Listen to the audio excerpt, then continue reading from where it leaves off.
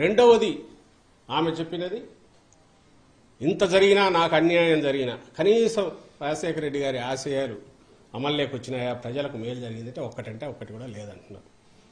ఇంకా అది విన్నాక ఏమనాలో అర్థం కావట్లేదు.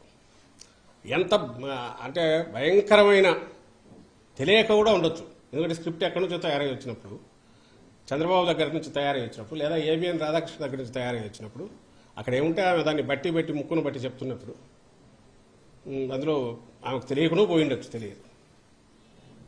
ఆమె ఎంతవరకు పోతున్నారంటే, ఆ రోజు రాజశేఖర రెడ్డి గారు ఫీజు రీయింబర్స్మెంట్ పెట్టారు, ఈ రోజు అసలు లేదు అంటారు.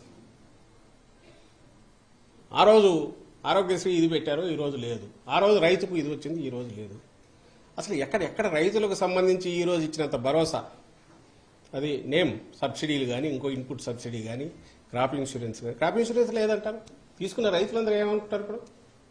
అంటే ఇంత అబద్ధం పచ్చిగా తెలియక ఉండొచ్చు, తెలిసి ఆడారని కూడా తెలియదు. ఎందుకంటే స్క్రిప్ట్ ఇస్తే చదివారు కాబట్టి. బహుశా చంద్రబాబు నాయుడు కూడా అనాలకు సాహసం చేయడం, ఎందుకంటే తను ఇక్కడ ఉన్నాడు కాబట్టి ఇంకేదో దాంట్లో అవకతవకలనొచ్చు, లేదంటే నా చంద్రన్న కానుక లాంటి పథకాలు ఈరోజు లేవనొచ్చు, అట్లాంటివి జరగలదు. కానీ ఇంత అడ్డగోలు అబద్ధం అయితే ఆడాడు.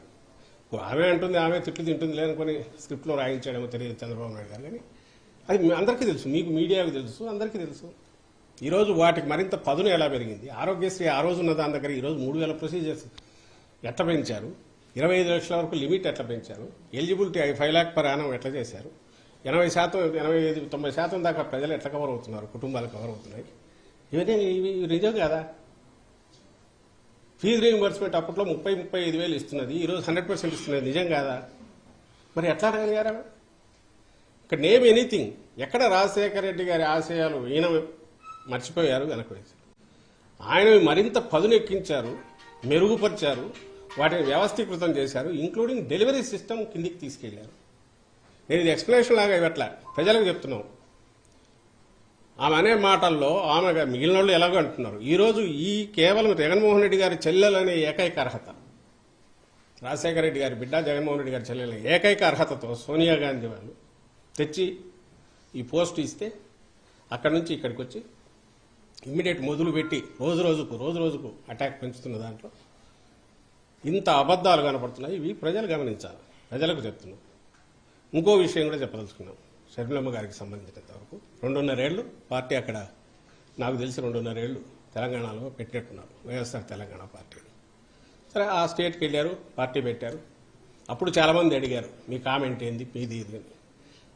ఆమె she chose her path and అక్కడ ఏదైనా చేసినా we wish her all the best అని చెప్పాం. ఆమె ఏమైనా మంచి ఇది అయితే మా వైఎస్ఆర్ కుటుంబ సభ్యురాలుగా, జగన్మోహన్ రెడ్డి గారి చెల్లెలుగా సక్సెస్ అయితే హ్యాపీగానే ఫీల్ అవుతాము. సరే, వాట్ ఎవర్ ద రీజన్స్, అది జర్నీ అయింది, సడన్గా కట్ అయింది. ఈరోజు ఏ మీడియా అయితే ఆమెను ఎత్తుకొని భుజాన్ని ఎత్తుకొని మోస్తుందో, నేను ఈనాడు కానీ, ఈటీవీ కానీ, ఏబిఎన్ కానీ, ఇంకో TV5 కానీ, ఆంధ్రజ్యోతి, ఈనాడు పత్రికలు, ఇవన్నీ కూడా వాళ్ళు ఏ రోజు ఈమెను భుజానికి ఎత్తుకుంటున్నారు, ఏ రోజైతే జగన్మోహన్ రెడ్డి గారి మీద అస్త్రాలు ఎక్కువ పడితే ఆ రోజు మాత్రమే దాన్ని తీసుకుంటున్నారు. తెలంగాణలో గమనించండి, ఆమె అంత చేస్తే జగన్మోహన్ రెడ్డి గారు అన్నవి మాత్రమే హైలైట్ చేస్తారు. ఆఖరున కాంగ్రెస్ ఆమెను పొత్తు పెట్టుకోమని కానీ, నువ్వు పోటీ పెట్టొద్దని కానీ ఆమెను వచ్చి రిక్వెస్ట్ చేసింది లేదు. కనీసం 2nd రంగ్ 3rd రంగ్ లీడర్స్ అయినా ఆమెంతటా ఆమె స్వచ్ఛందంగా అనౌన్స్ చేసుకున్నారు. రిజల్ట్ వచ్చినాక, అమ్మా నువ్వు చేసినందువల్ల మాకేదో ఇంత మేలు జరిగిందని ఎవరైనా థ్యాంక్స్ చెప్పారా? మరి ఆ సమయంలో ఎవరైనా ఈ పత్రిక, ఈ మీడియా ఎవరైనా పాపం ఈమె ఇంత కష్టపడింది, తను ఎంతో కొంత డెంటింగ్ చేయగలిగిన దేనికి మనం కాంగ్రెస్ పార్టీకి దాన్ని ప్రభావితం ఓట్లు కొన్ని చీల్చగలిగిన దీంట్లో ఉండి త్యాగం చేసిన ఆమె నాయకురాలు కాంగ్రెస్ గుర్తించలేదు. వాళ్ళేమని రాశారా? అసలు తెలంగాణలో ఇర్రెలవెంట్ ఎందుకయింది? ఆ రోజు అక్కడ మొదలు పెట్టిన తిట్లు అందరికీ పడినట్టున్నాయి. ఆఖరికి ఇంక్లూడింగ్ ఆ కాంగ్రెస్ కూడా తిట్టారు.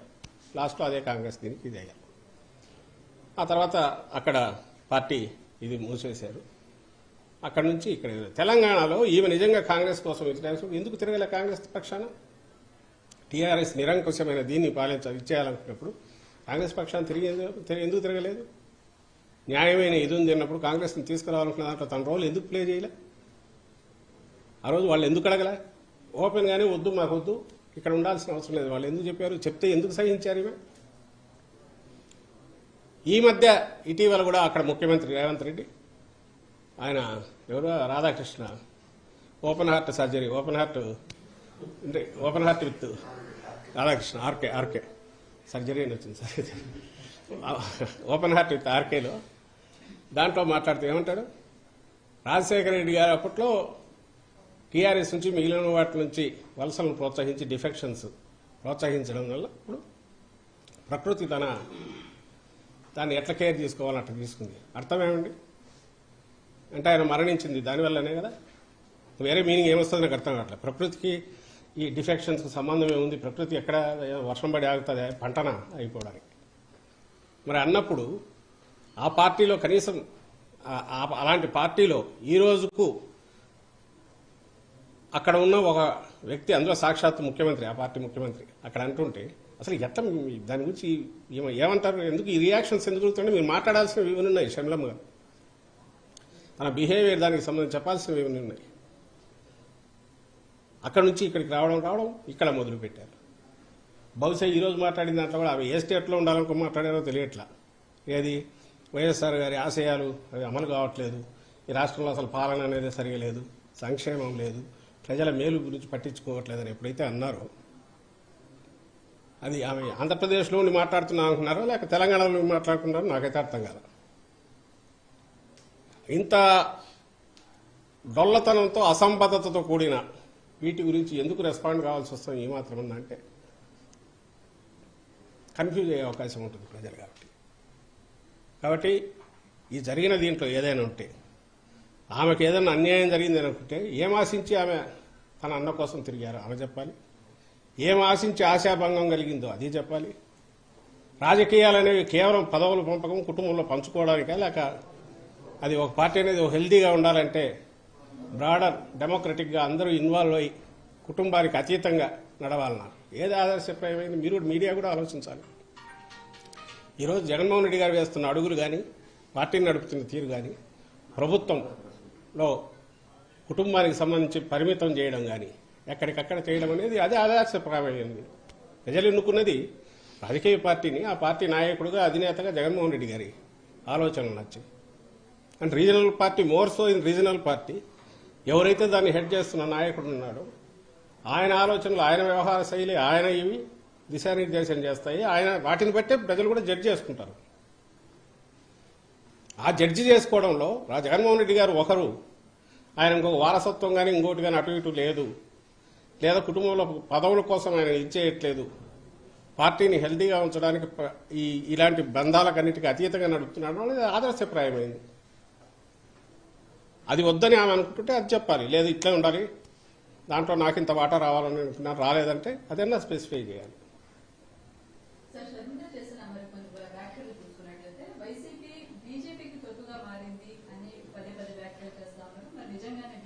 అది కూడా ఇప్పుడు వైఎస్ఆర్సీపీ ఇక్కడ భారతీయ జనతా పార్టీకి సంబంధించి ఒక స్టూజ్లాగా ఒక తొత్తులాగా మారింది అంటే వాళ్ళకి అప్పచెప్పిందంటే ఎక్కడ ఏ దేంట్లోనో చెప్పాలిగా. ఇక్కడున్న పథకాలు బీజేపీవే, ఇక్కడున్న ఆలోచన వీటికి అమలు జరుగుతున్న బీజేపీది ఏ రకంగా ఇదిగో ఈ స్పెసిఫిక్ దీంట్లో వాళ్లకు ఇదే అయిపోయారు. స్టీల్ ప్లాంట్కి సంబంధించినంత వరకు అది సెంట్రల్ గవర్నమెంట్కి సంబంధించింది. We can suggest, we can try to impress upon it, convince చేయడానికి చేయొచ్చు. అది ముందు నుంచి ప్రయత్నం జరుగుతుంది. ఫస్టే రాశాము.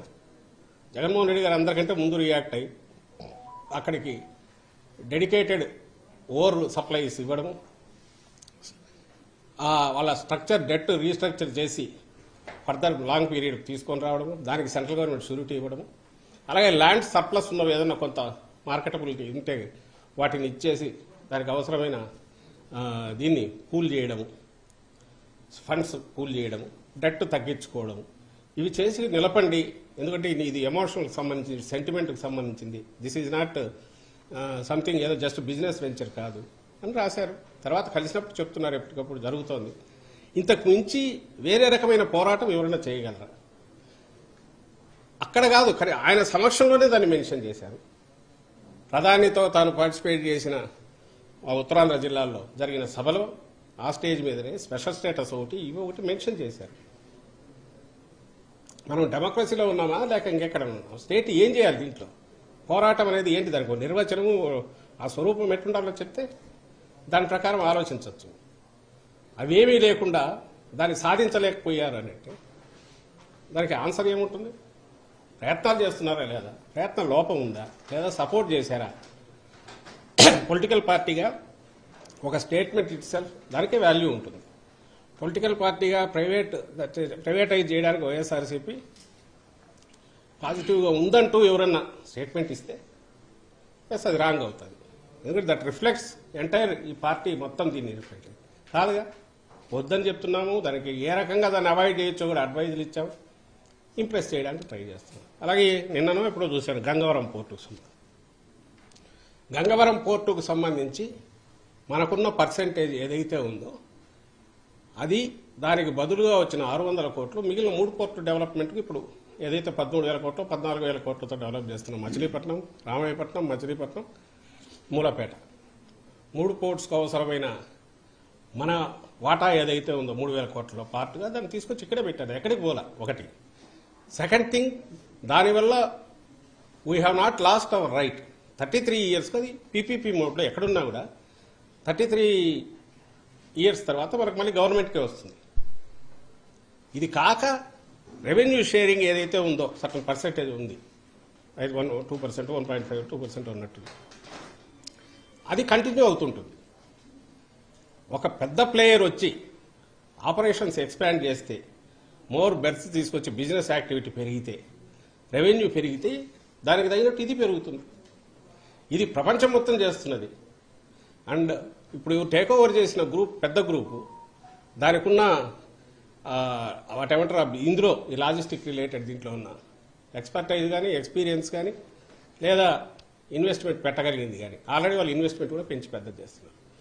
ఆపరేషన్స్ పెరిగే కొద్దీ ట్యాక్స్ రూపంలో పెరుగుతుంది, ఈ 2% ఇది వచ్చేది పెరుగుతుంది, స్టేట్ రెవెన్యూ ఓవరాల్ పాజిటివ్ దీంట్లోకి పోతుంది. ఇట్లా ఆలోచించడంలో ఏ రకమైన ఇది ఉంది? ఆమె టక్కున ఒక మాట అనేసి 600 కోట్లకు 70,000 కోట్లు అమ్మేసే ఇది చేశారంటే దానికి తలా తోక ఉండే ఆర్గ్యుమెంట్ అనేది, దానికి ఎక్స్ప్లెనేషన్ ఇంత ఇవ్వాల్సి వస్తుంది. మణిపూర్ ఇష్యూ షర్మిలమ్మ వైఎస్ఆర్టీపీ అధ్యక్షురాలుగా ఎక్కడ తెలంగాణలో ఉన్నప్పుడే జరిగింది, మొదలు పెట్టింది. మరి అప్పుడు ఎందుకు మాట్లాడలేదో నాకు అర్థం కావట్లా. అప్పుడు ఆమె అజెండాలో ఎందుకు అర్థం లేదో నాకు అర్థం కావట్లా. మన ఆవేశంగా క్వశ్చన్ చేశారు జగన్మోహన్ రెడ్డి గారిని, మరి అక్కడ ఎందుకు మాట్లాడాల, అక్కడ ఎందుకు పోరాటం చేయలే? ఇక్కడికి వచ్చి రాగానే నేరుగా బీజేపీ ఇది ఎంబోఆర్ అంటూ మణిపూర్ ఇష్యూ తీసుకొని దాన్ని పెట్టి క్రిస్టియన్ వీళ్ళకి అన్యాయం జరిగింది, ఉదయం గుండెలు మండిపోతున్నాయని ఎందుకన్నారు? అజెండా క్లియర్గా కనపడట్లేదా? ఇది ఆమె అనుకున్నది కాదు. చంద్రబాబు నాయుడు గారు ఆయన లక్ష్యం 2-3 ఉన్నాయి. యాంటీ ఇన్కంబెన్సీ ఓటు ఏదైనా ఉంటే మొత్తం గొంపగుత్తుగా ఆయనకు రావాలి. అలాగే వైఎస్ఆర్సీపీకి క్లోజ్ టు ఇట్స్ హార్ట్ ఉన్న మైనారిటీస్ కానీ, క్రిస్టియన్ మైనారిటీస్ కానీ, ఎస్సీలు కానీ, ఎక్కడైనా వీలైతే ముస్లిం మైనారిటీలు, క్రిస్టియన్ మైనారిటీ, ఎస్సీలకు కానీ డెంట్ ఏమైనా పడేటట్టు దాన్ని చూడాలి. ఆ పర్పస్ కోసం ఆమెను తీసుకొచ్చారు. అందుకే ఆమెతో అవే మాటలు మాట్లాడిస్తున్నారు, అవే పలుకులు ఆమె రిపీట్ చేస్తున్నారు. అంతకు మించి మళ్ళీ ఆయనకు కొంచెం ఎక్కువైనా ఇష్టం లేదు. ఎందుకంటే యాంటీ ఇన్కంబెన్సీ ఓటు కొంచెం వాళ్ళు తీసుకోకపోతే అది మళ్ళీ తనకు ఎక్కడ దెబ్బ కొడుతుందో అని ఆయన భయం కూడా ఉంది. సో ఈ కంట్రోల్డ్ దీంతో నడుపుతున్న ఒక ప్రచారం, దుష్ప్రచారం రాదా ఆ స్ట్రాటజీ తప్ప చంద్రబాబు గారిది. అందులో ఈమె కేవలం ఒక చిన్న పావు, అంతకుమించి దీనికి వేరే ఇది లేదు.